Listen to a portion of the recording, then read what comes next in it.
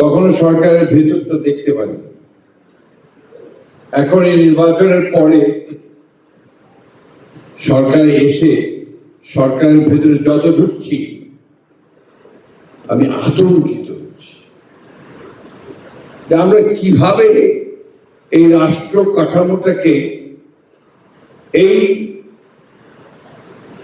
সমস্ত মানুষগুলোকে এগিয়ে রাখতে লাগবে।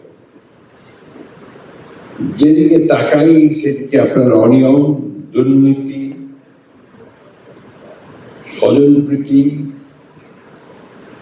এবং সামনে এগিয়ে যাওয়ার পথে বাধা প্রতি ক্ষেত্রে, এবং বাংলাদেশে যে নিয়ম হয়ে যায় তদবির ছাড়া কোনো কাজ হবে না।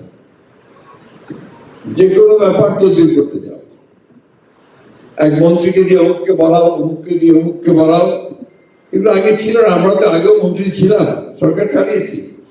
We never stop. এটা 15 বছরে হয়েছে। আপনারা কিছু মনে করবেন না,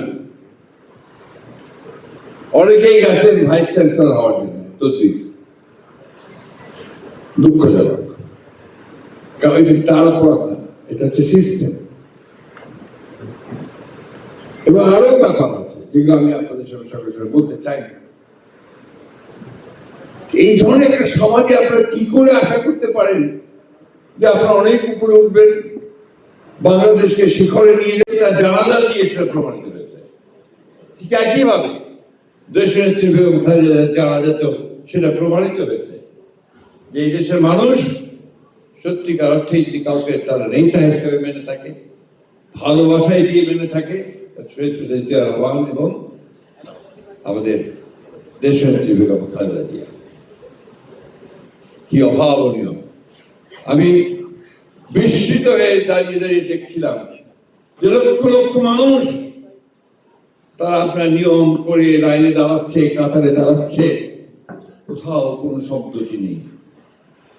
অথচ আমাদের অন্যান্য মিটিং যখন হয় তখন কত রকমের স্লোগান, কত রকমের কথা, ধাক্কাধাক্কি হয়, একটা শব্দ নেই কোথাও। যখন জানাজা শুরু হলো, ওটা ঢাকা পিন ড্রপ সাইলেন্স। এটা অভাব, পিপলস অ্যাকসেপ্টেন্স।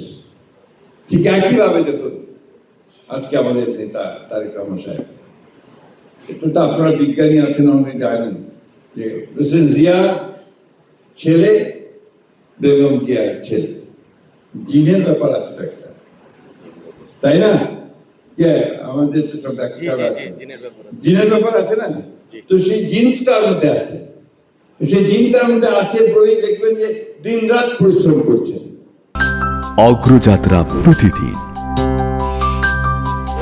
নির্ভীক প্রত্যয়ে উজ্জীবিত।